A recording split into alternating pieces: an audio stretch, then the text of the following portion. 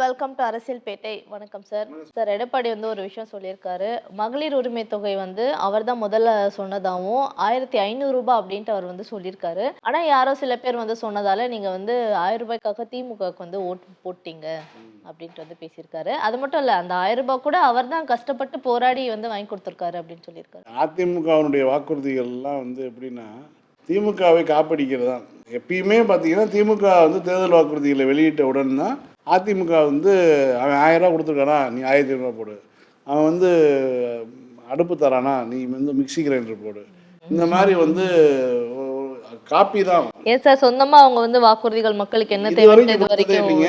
தேர்தலில் திமுக 1949ஆம் ஆண்டு செப்டம்பர் மாதம் இந்த துவங்கப்பட்ட கட்சி 52ல் ஒரு பொது தேர்தல் வருது. அந்த பொது தேர்தலில் திமுக ஒரு அரசியல் இயக்கம் தான், இது இப்போ ஒரு சமுதாய இயக்கம் தான், அரசியல் இயக்கம் கிடையாது அன்றைக்கி. ஆனாலும் அந்த தேர்தலில் கம்யூனிஸ்ட் கட்சிக்கு ஆதரவு கொடுக்குது. ஆதரவு கொடுக்கும்போது எதன் அடிப்படையில் ஆதரவு கொடுக்குறாங்கன்னா திமுக ஒரு தேர்தல் அறிக்கை வெளியிடுறாங்க. தேர்தலிலே போட்டியிடாத திமுக ஒரு தேர்தல் அறிக்கை வெளியிடுறாங்க 52ல்.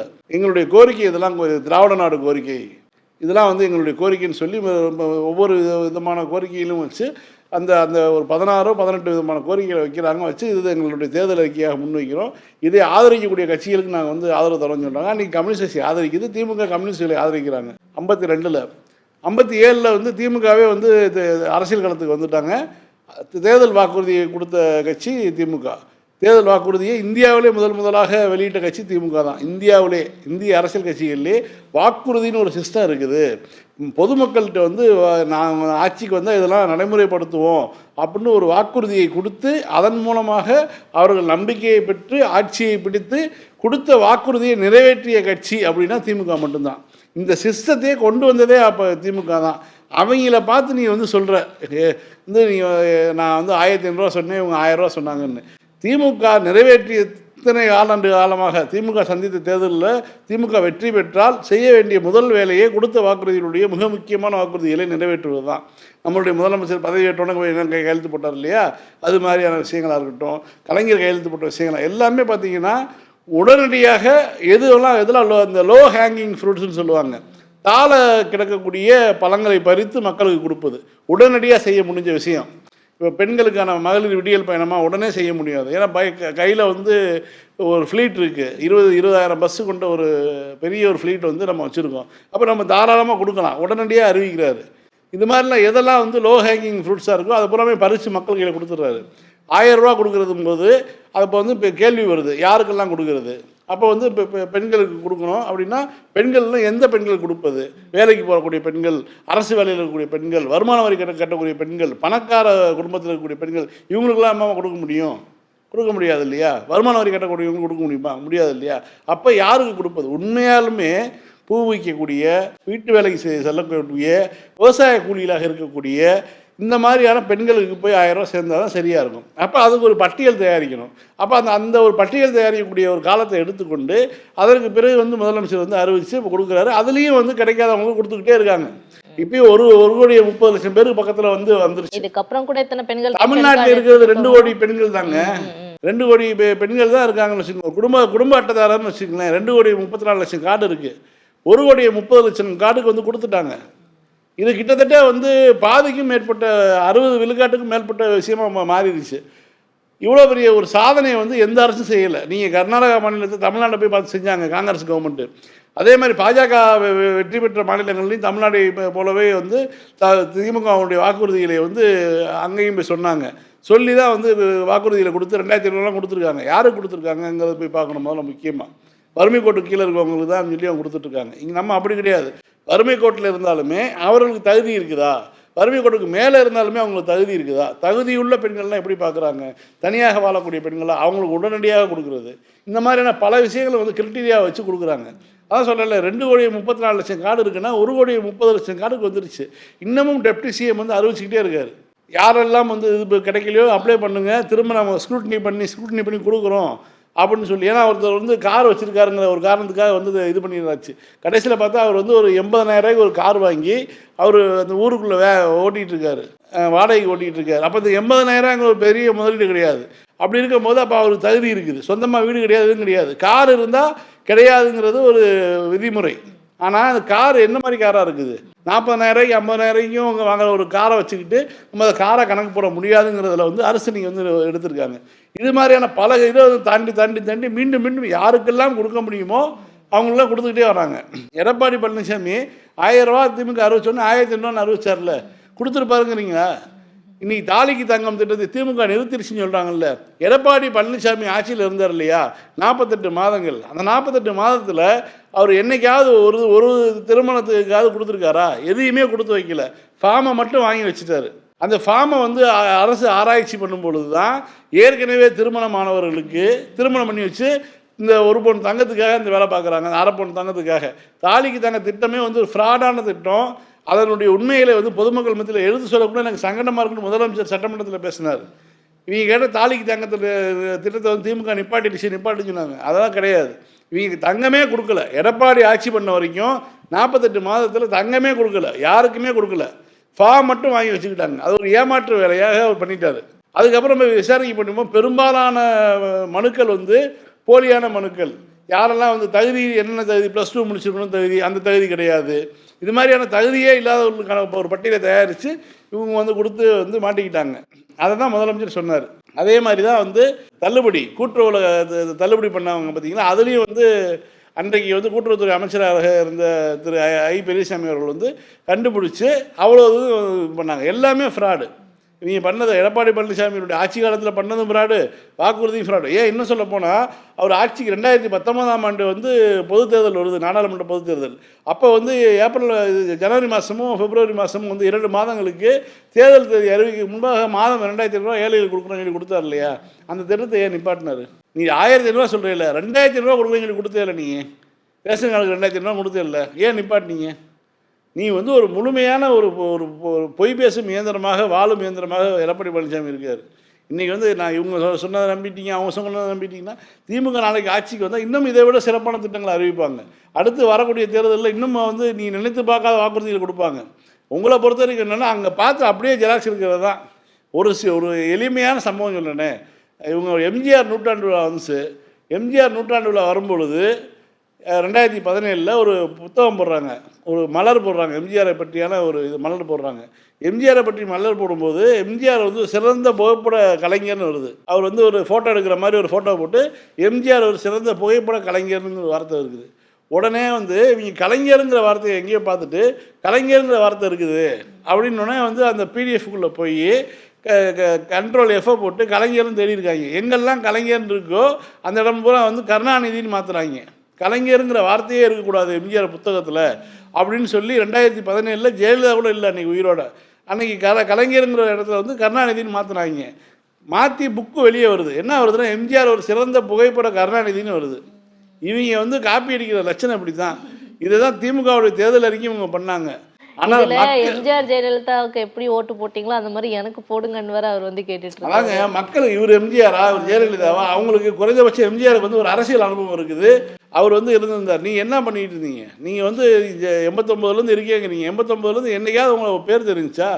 நீ தினகரன் டிடிவிக்கு தினகரன் கேட்குற லாட்ரி சீட்டு விழுந்த ஒரு மாதிரி முதலமைச்சரானவர். நீ அன்றைக்கி வந்து கூவத்தூரில் ஏழை எழுத்து நீ முன்ன வந்தேன்னு சொல்லி கூட இருந்த தினகரனே இன்றைக்கி டிடிவி தினகரனே சொல்கிறாரு. அதுதான் இவருடைய அரசியல் வாழ்க்கை. எம்எல்ஏக்களை ஏலம் எடுத்து முதலமைச்சரானவருக்கு வந்து இவர் வந்து பேச தகுதியே கிடையாது. திமுக சொன்னதை செய்யும். பாவம்னு சொல்றதா இல்லாட்டி நினைச்சதை அப்படியே பேசிடுறாங்களா, இன்னசென்ட்ல லிஸ்ட்ல சேர்க்கிறதா என்னன்றது தெரியல. ஏன்னா அவங்க வந்து அவங்க பையன் தேர்தலில் போட்டியிடும் போதே வந்து தோத்துட்டாரு அப்படின்ற போது ஒரு சின்ன பையன் கூட பார்க்காம இப்படி தோக்கடிச்சு அமிச்சிங்களே அப்படின்ற மாதிரி கேட்டிருக்காங்க. நியாயமான்ற மாதிரி. அதுக்கப்புறம் ஒரு பேட்டியில வேற ஒரு ஃப்ளோல வந்து பெட்டி அப்படின்ற மாதிரி அதையும் வந்து ஒழிட்டாங்க. திரும்ப வந்து என்ன சொல்லியிருக்காங்க, கூட்டணி கட்சிகள் எப்படி அப்படின்னும் போது எங்களுக்கு வந்து ஒரு எம்பி சீட்டு வந்து தரேன்ற மாதிரி சொல்லியிருக்காங்க, அதனாலேயே அந்த கட்சியோட நான் வந்து சேர போறேன் அப்படின்றத சொல்லிட்டாங்க. இப்போ அது வந்து அதிமுக அப்படின்ற மாதிரி தெரிய வருது. இப்போ அதிமுக சார்பில் கேட்ட எடப்பாடி, நான் எங்க சொன்னேன், அவங்க சொன்ன அவங்கள போய் கேளுங்க, நான் அந்த மாதிரிலாம் பேசலை அப்படின்றாரு. இப்போ வந்து இந்த கூட்டணி கட்சிகள் அப்படின்றது வந்து இவங்க 2 பேரை பொறுத்த வரைக்கும், அதிமுக தேமுதிக பொறுத்த வரைக்கும் இந்த எம்பி சீட்டை பேஸ் பண்ணி தானா? இப்போ அவங்க அப்படி சொல்லிட்டாங்க, இவர் வந்து இல்ல அப்படின்ற மாதிரி சொல்றாரு. இன்னைக்கு இருக்கு எடப்பாடி அப்படித்தாண்டா பேசுவேன். இன்னைக்கு இருக்கு எடப்பாடிக்கு வந்து இன்னைக்கு நேரம் சரியில்லை பாவம். காலையிலேயே ரொம்ப டயர்டாக வேற இருந்தார். இன்றைக்கி எப்படி அந்த அம்மா மண்டபப்படி நடத்திடும். அதாவது ஒரு தேர்தல் கூட்டணினா அந்த கூட்டணி பேச்சுவார்த்தையின் போது சில விஷயங்களை விட்டு கொடுப்பாங்க. கொள்கை ரீதியாக அவங்க விட்டு கொடுக்க மாட்டாங்க. அதாவது இல்ல சில பேர் கொள்கை ரீதியா விட்டு கொடுக்குறதெல்லாம் அது எடப்பாடி பழனிசாமி கட்சியவே அடமானப்பார்னு வச்சுக்கோங்களேன். அதை விட்டுருங்க, பதவிக்காக என்ன வேணாலும் செய்வார் அவர். பொதுவாக ஒரு தேர்தல் உடன்படிக்கை என்ன அப்படின்னா, அது இப்போ மதிமுகவுக்கும் திமுகவுக்கும் உடன்படிக்கை வரும்போது 2019 உடன்பாடு வரும்போது ஈரோட்டிலேயே வேட்பாளராக திரு கணேசமூர்த்தி அவர்களுக்கும் இதுக்கு வந்து மாநிலங்களவை உறுப்பினராக திரு வைகோ அவர்களுக்கும் இதுன்னு சொல்லி உடன்பாடை எழுதி இருதரப்பும் கையெழுத்து போட்டுக்கிட்டாங்க. இதுதான் தேர்தல் உடன்படிக்கை. எடப்பாடி பழனிசாமி அப்படியே தான் கையெழுத்து போட்டு கொடுத்துருக்காரா? ஆனால் வாயில் சொல்லி அல்லவா கிட்டே அனுப்பி விட்டார். ஏன்னா இதுதான் நடந்தது. விருதுநகர் சீட்டு கொடுத்தாங்க, அந்த பையனும் பாவம் அடித்து வந்தாப்புல ஒரு 5000 ஓட்டில் தான் ஜெயிச்சு தோத்தாப்புலன்னு வச்சுக்கோங்களேன் வெற்றி வாய்ப்பை. இருந்தாலும் நீங்கள் உடன்படிக்கை எங்கே போட்டிருக்கீங்க? எழுத்துப்பூர்வமாக உடன்படிக்கை போட்டிருக்கீங்களா? அதான் எடப்பாடி பழனிசாமி கேட்குறாரு. என்ன தான் அவர் வந்து கொஞ்சம் பார்க்குறதுக்கு இது மாதிரி தெரிஞ்சாலும் அவர் விவரமானவருங்க. அவர் வந்து இன்றைக்கி என்ன கிளி கிழிச்சாலும் கிழிச்சுக்குங்க, தரமாட்டேன். ஏன்னா கோழிக்கு இருக்கிறது 2 கால் அப்படிங்கிற மாதிரி அவருக்கு இருக்கிறது ஒரு வாய்ப்பு. 65 எம்எல்ஏ தான் வச்சுருக்காரு. ஏன்னா 2 ராஜ்யசபா வேணும்னா 36 72 எம்எல்ஏக்கள் வேணும் அவருக்கு ஆதரவு. இந்த நிலைமையில் வந்து அவர் வந்து எப்படி வந்து தேமுதிக கொடுப்பார்? அதை வச்சு அவர் அரசியல் கணக்குகள் போட்டிருக்காரு. அதனால் அதை நோக்கி தான் போவார். என்ன கிளியெல்லாம் கிழிச்சுக்கிட்டுங்க தேமுதிக. சார், ராகுல் காந்தி அவர்கள் ஒரு விஷயத்தை வந்து முன் வச்சிருக்காரு. எவ்ரி டைம் பார்த்தீங்கன்னா இந்த தேர்தல் நடக்கும்போது போலியா 36,000 கிட்ட வந்து வாக்குகள் வந்து போலி வாக்குகள் வந்து சேரதை பார்க்க முடியுது. அது எல்லாமே வந்து பாஜக ஆதரவு தரக்கூடிய வாக்குகளா இருக்கு. அப்போ வந்து போலியான ஒரு ஸ்கேம் மாதிரி இந்த ஒரு விஷயத்தை வந்து பாஜக பண்ணிட்டே இருக்கு அப்படின்ற ஒரு விஷயத்தை வந்து அவர் முன் வச்சிருக்காரு. BJP in Lok Sabha gets 1.9 lakh votes and then in Vidhan Sabha they get 1.75 lakh votes, and most of those voters that provided the BJP with their victory come from those 35,000 new voters who have been added.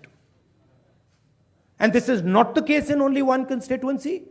It is the case in multiple constituencies. It is the case in Shiv Sena constituencies, Congress constituencies, NCP constituencies. Now, these are fundamental questions. And we have been saying to the Election Commission that we are finding anomalies. நேரடியாக தேர்தல் கமிஷனை நோக்கி குற்றச்சாட்டு வச்சுருக்காங்க. இந்த சூழலில் நாம் வந்து திமுக ஆரம்பத்திலிருந்து திமுகவுடைய நிலைப்பாடு என்பது இயந்திர வாக்கு சீட்டு முறையை ஏற்றுக்கொள்வது.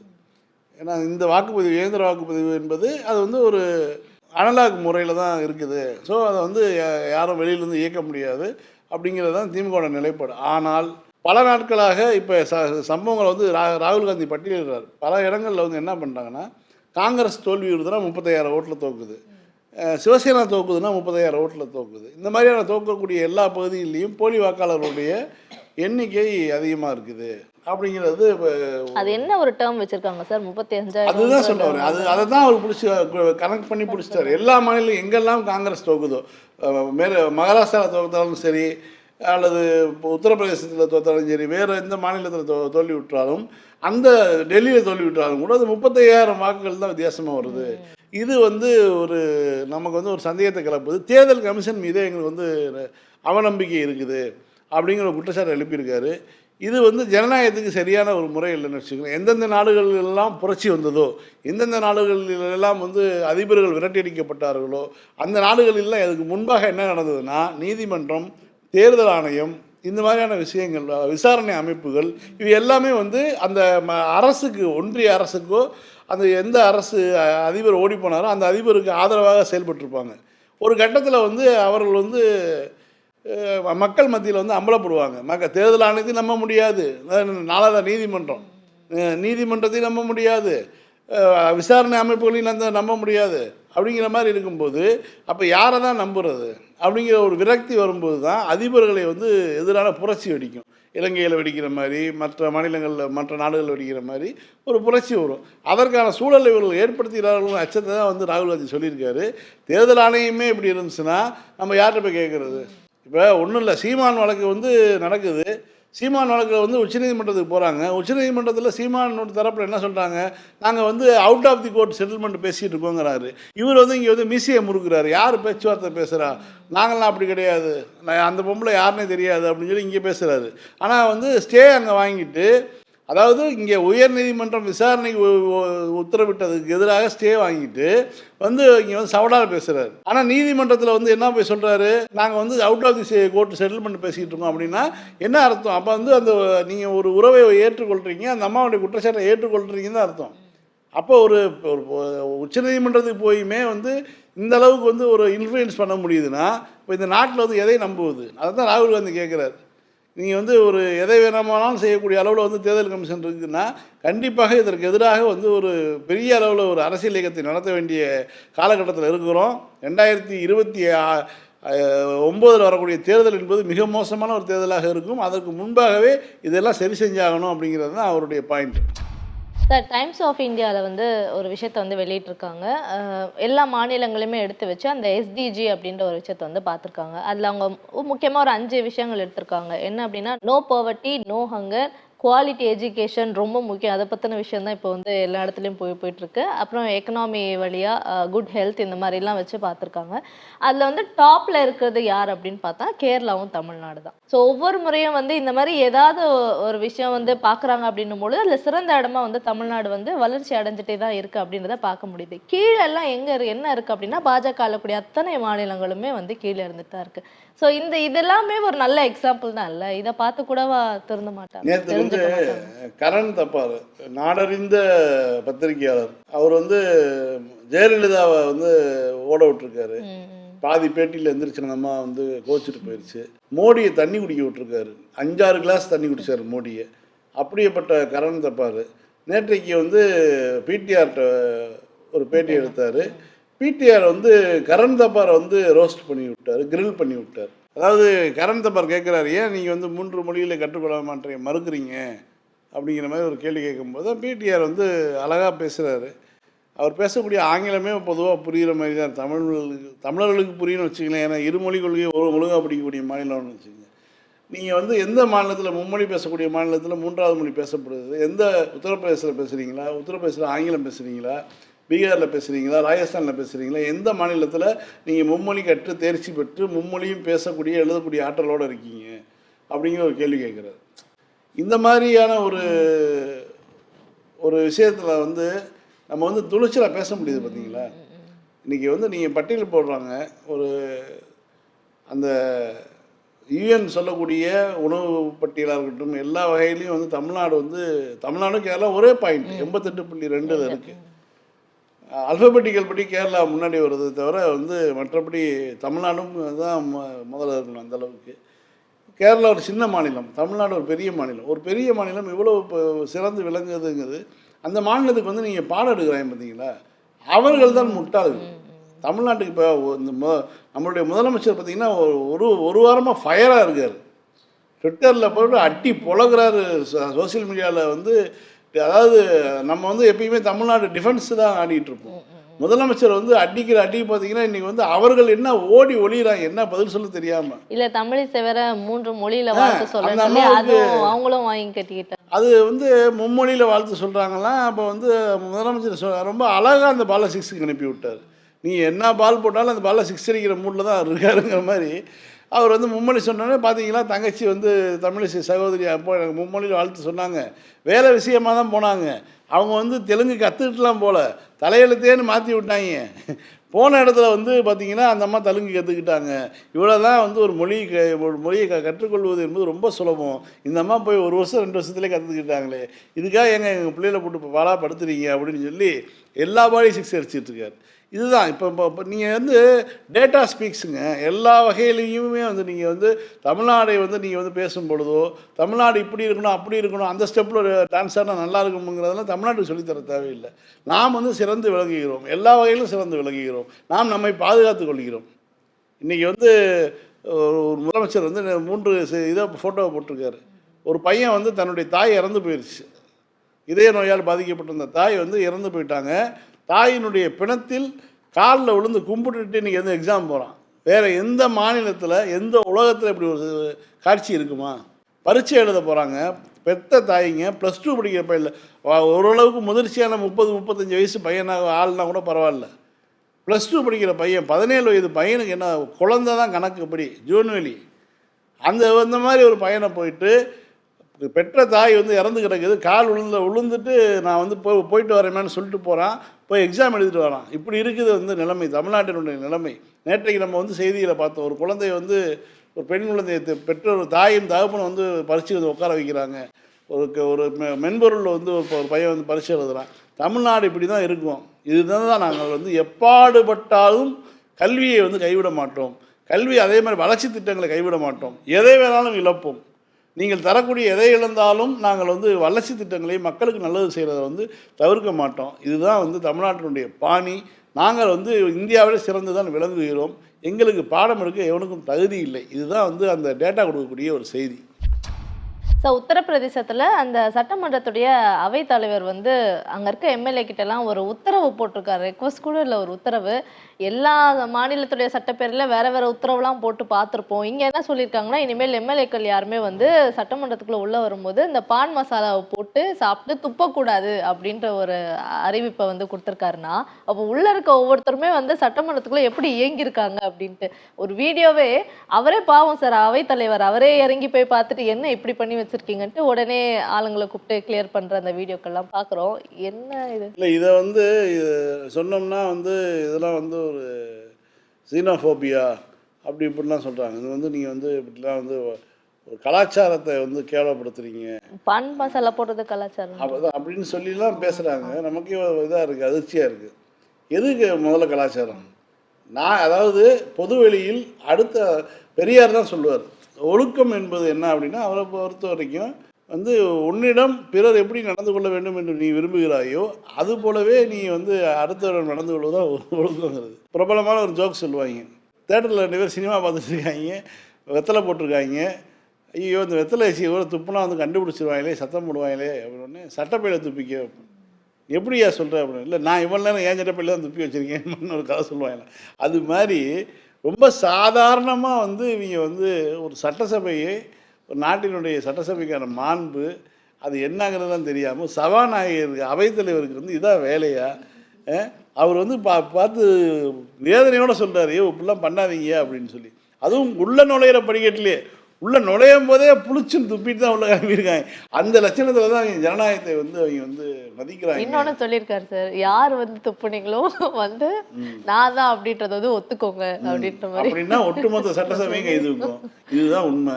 இதை வந்து என்ன சொல்கிறது, எதையாவது குற்றச்சாட்டு நம்ம என்ன பண்ணுறது, வடக்கன்னு பேர் வைக்கக்கூடாதுன்னு சொல்கிறாங்க படத்தில். அது ரைட்டு, ஓகே.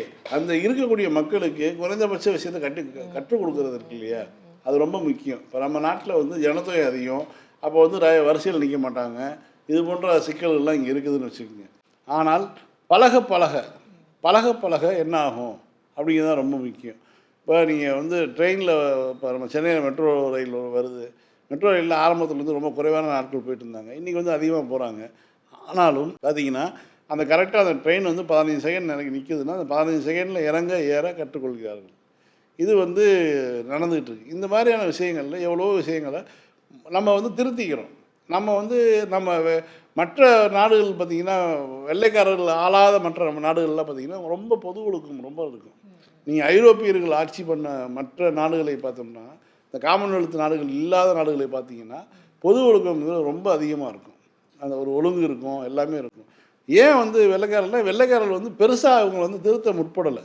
அவன் இருந்த அளவுக்கு இங்கே சாதி இருக்குதா, இருந்துட்டு போகுது. நீ ஒன்னளவுக்கு நீ வச்சுக்கோ, எங்கள் மதத்தை வேணால் நீ ஏற்றுக்கோ, அவ்வளோதான். ஆனால் அந்த மதத்துக்குள்ளே கூட நீ சாதியை வச்சுக்கோ அப்படிங்கிற அளவு தான் அவங்க இருந்தாங்க.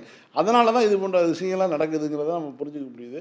கல்வியிலேருந்து கீழேருந்து வரணும், அடிப்படையிலேருந்து வரணும். அப்போ அடிப்படையில் நம்ம வந்து ஸ்கூலில் ஒன்று சொல்லி தருவாங்கன்னா, ஸ்கூலில் குப்பை போடக்கூடாது, பிளாஸ்டிக் குப்பையை ரோட்டில் போடக்கூடாது அப்படின்னு சொல்லி கொடுக்குறாங்கன்னா, வீட்டில் வந்து பார்க்கும்போது வீட்டில் அவங்க அப்பா அம்மா அது மாதிரி நடந்துக்கணும். குறைந்தபட்சம் இப்போ வந்து இனிமேலாவது குழந்தைகள் மூலமாக தான் பெற்றோரை திருத்த வேண்டிய ஒரு பெரிய ஒரு வரலாற்று கட்டாயத்தில் அந்த நாடு இருக்குதுங்கிறது உண்மை. இது அங்கேயும் நடக்குது, இங்கேயும் நடக்குது. இங்கே வந்து என்னென்னா குறைவாக நடக்குது, அங்கே ரொம்ப மோசமாக நடக்குது. ரோட்டில் நடந்து போனால் பிளாட்ஃபாரத்தில் வந்து சிறுநீர் கழிப்பதுங்கிறது சென்னையில் சாதாரணமாக நடந்தது. இத்தனைக்கும் வந்து அரசு போதுமான அளவு பெரிய ஒரு சாலையாக இருக்குது, 400 மீட்டர் சாலை இருக்குது அப்படின்னா, இந்த 400 மீட்டருக்கு ஒரு கழிப்பறை வந்து அரசு கட்டி தான் வைக்குது. ஆனாலும் அது கழிப்பறையில் போய் பயன்படுத்துறது இல்லை, ரோட்டில் தான் இது பண்ணுறேன்னு சொல்லி இது பண்ணிகிட்டு இருக்காங்க. இந்த மாதிரியான ஒரு சிக்கலுக்குரிய விஷயங்கள்லாம் இந்த பக்கமும் இருக்குது. ஆனால் இதை விட மோசமான பழக்கம்னா சட்டசபையிலே போய் பண்றதுதான். பான்பராக்கத்து போகிறதுங்கிறது வந்து கொடூரமான விஷயம்தான், வருத்தத்துக்குரிய விஷயம். ஃபைன் சார், திரும்ப நாளைக்கு இது நிகழ்ச்சியில் சந்திப்போம். மீண்டும் நாளை இரவு 9:30 மணிக்கு அரசியல் பேட்டை நிகழ்ச்சியில் சந்திக்கலாம். நன்றி. நன்றி.